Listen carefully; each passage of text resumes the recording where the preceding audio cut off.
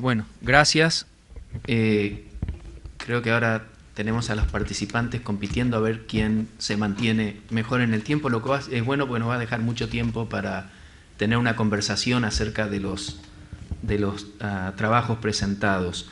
Bueno, la próxima presentación es de Manjula Barathi, que viene de la India, del Instituto Tata de Ciencias Sociales.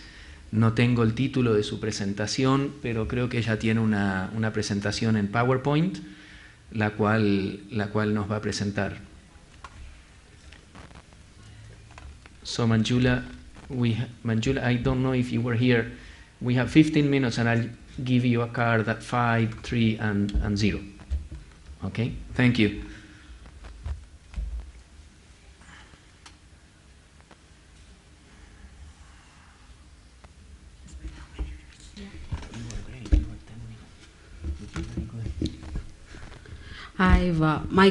My topic is engendering governance for deepening democracy and understanding of the Kudumbashree mission in Kerala and the Mahila Rajsata Andolan in Maharashtra. So I try to understand the basic problem of governance and what it means to engender the governance and what is the importance of gendered citizenship in the discourse of the political participation that is happening in the developed nations.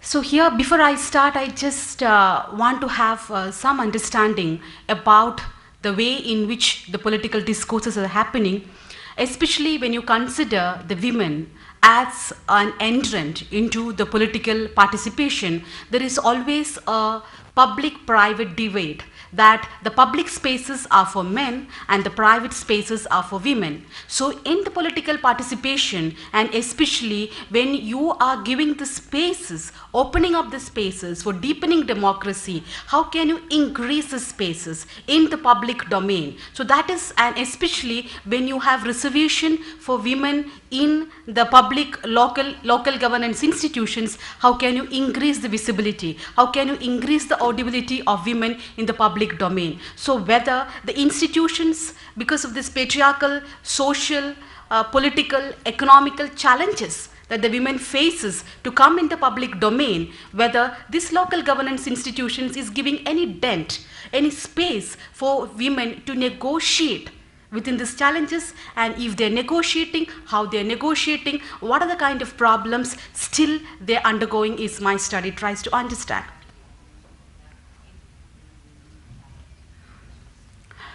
So it is in this concept that one has to understand the whole notion of gendered citizenship, because all the time we speak about citizenship, and the moment you speak about citizenship, it means about a rights-based entitlement, that you are a marked citizen of a place and that you should have certain entitlements. But here are a group of women through historically they have been excluded, they have been marginalized, they have been not included in any political decision making. So how can you make these unmarked citizens to the marked citizens and giving them, so this participatory citizenship in the context of local governance, how can you bring them? Because this is more important when you're trying to understand this whole notion of the historicity of exclusion. Because you are not trying to understand, and immediately I cannot, there are a group of women who have been historically excluded in the decision making, and tomorrow if you're giving them a space and ask them to participate, it is not easy. So how to negotiate with this kind of challenges which is there in internalized in oneself. The society is making in that, and the government is making it, and how you're going to negotiate to have a gendered citizenship is the question. So here I would like to understand, tell that it is in this context that the Panchayat Raj institutions in India becomes very important, because it has 537 district panchayats. So in India we have a federal structure, we have a center, we have a state, and now down tiers we have a local governance institutions, and it is one of the largest constitutionally elected local governance institutions in the world. working towards inclusive governance. So India being, so we have a largest number of the elected governance in the world. And if you're looking at the number, it says that it has presence of 1.05 million elected women representatives in the institutions of local governance. So it's not a small number. So how, when these women are entering into the decision-making process, how they are able to engage in the deliberations, and what are the kind of societal obstacles, what are the kind of institutional obstacles, and how they're trying to engage and negotiate and de-articulate and re-articulate their kind of problems is something that one tries to understand. But it is also here, I would like to mention very clearly that the moment you're trying to understand, there is a lot of differences between representation and participation. Mere number does not mean they are there. Because you have 1.05 million elected women representative does not mean that you are actually changing the discourses to that of a gendered sphere, or you are creating a counter publics of women. No, but there is a lot of differences, but it is important to understand this transformative political potentials of this process. So here I would like to understand that when you are saying about it, it is equally important to understand that the patriarchy here, it is unequal patriarchies, it's not the equal patriarchies. For example, we have the caste. I don't know how many of you know about that, because caste is a very important constraint in India. And like ethnicity, caste becomes an important constraint because the whole notion of untouchability comes with it. And then women of upper caste and the women of the lower caste face different patriarchal norms. It is not the same. For example, women with the upper caste people will be having high resources, but they will be having low mobility. And women with the lower class positions will be having less resources but high mobility. But the ways in which they are engaging will be different. So the presentation tries to understand the notion of engendering governance and the public domain and the ways in which the women contest, negotiate, de-articulate and reformulate the historicity of the public-private spaces to claim the historiographies, because I always feel that the existing histories are all his stories and we have to create her stories. We have to create her historiographies. It is important to have this micro-politics that is coming up and where the women are coming and saying about their stories in their language. So it is important to have, and this is a strong subaltern gaze to that. And here I would like to bring the Kudumbasri mission. So two case studies I would like to make. One is Kudumbasri mission in Kerala, and the second one is the Mahila Rajsata Andolan in Maharashtra. How they are making a kind of gendered spaces in the political spaces in India. So again, Kudumbasri neighborhood, it is neighborhood, constitute one of the largest microcredit networks in the world with a membership of above 37 lakh households, each being represented by a woman family member. It covers more than 50% of the households in Kerala. The total thrift comes to around 1,000 crores. And a nearly equivalent amount is taken from the banks for micro-lending. Besides providing microcredit, it attempts to supplement the livelihoods of members through income-earning activities, provide a platform for the convergence of the anti-poverty programs, and constitute a basic community organization contributing to women empowerment.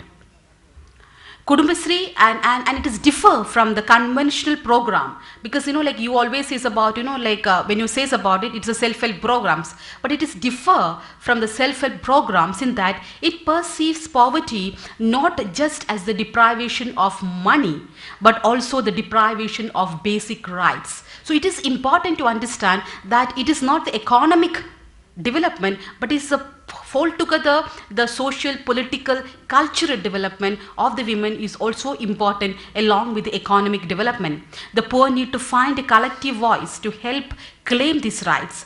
The local self-government provide the basic organizational support and coordination, thus linking these groups to the process of local democratization and deepening democracy. And the next one is interesting. It's the Mahila Rajsata Andolan.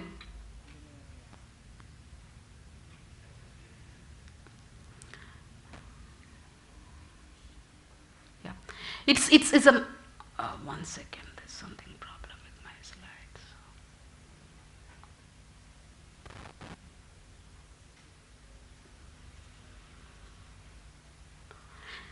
Yeah.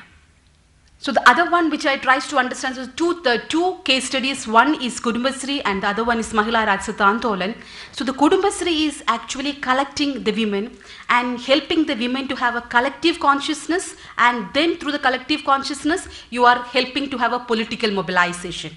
And then the Mahila Rajsata Andolan otherwise is a movement for a powerful presence of women in governance. And it is very interesting, the slogans are vote hamara, raj hamara, leke rahenge, means the vote is ours, the power is ours. So we will take it and we will take it, because we are having the votes and we should have the power, and we will take the power in our hands. So, and the other interesting slogan of Mahila Rajsata Andolan is democracy in the village and dictatorship at home just won't do. Because this is what I'm saying about the public-private divide. So at the public domain, you're speaking about democracy, but the family, which is again one of the strongest institutions of patriarchal structure, here the women are undergoing different hegemonic structures of power. So the democracy at the villages and then dictatorship at home won't do. So it is important to understand the public-private divide within women's life, where they may have political right outside the home but have fewer rights at home. So now coming to the kind of little explanation, understanding of Kudumbasri. The Kudumbasri started in Alleppey, and I will just go fast because of the time. And it evolved a 9-point index for identifying families at the risk of poverty. What are the 9 points? It is family belonging to the scheduled caste and scheduled tribes, and family with children under 5 years, family having even one illiterate adult, family with only one or no adult employed, family living in kacha house. Kacha house means not good houses, family without a household latrine, and family with no access to safe drinking water, and family consuming only 2 or less meals per day, and family with an alcoholic or a drug addict. So these are the 9 risk factors that have identified, and any family with 4 or more than above is considered as identified as poor. So we have identified 9 risk factors, and any family which has more than 4 is identified as poor, and subsequently organized into the neighborhood groups. And the neighborhood groups were then federated at the area development society, and then this is again federated at the community development society. And then the people makes the micro plans accordingly, and it's a huge process. I don't have the time and I'm just rushing. And this is, in a nutshell, this is the difference between the usual mainstream model and the Kudumbasri that we are envisaging in Kerala. And in usual model, it is the self-help groups, but here it is the neighborhood groups, which gives importance to the collective voices of the women. And then here, in the other one, it is always the PPL family, the below poverty lines, but here we have the BPL and the APL families together. And here the most important thing for me is the institutional support. It's the local self-governance is the nodal agency. So here what is the convergence of the state, the women elected representatives, women collectives, and their voices. So it is this convergence, the multiple stakeholders in the political processes, where like you have civil society, political society, state, and then the women collectives coming together to make a deliberation is what makes this process very interesting. Sorry. And one of the successful strategies is they are entering into farming. They are giving importance to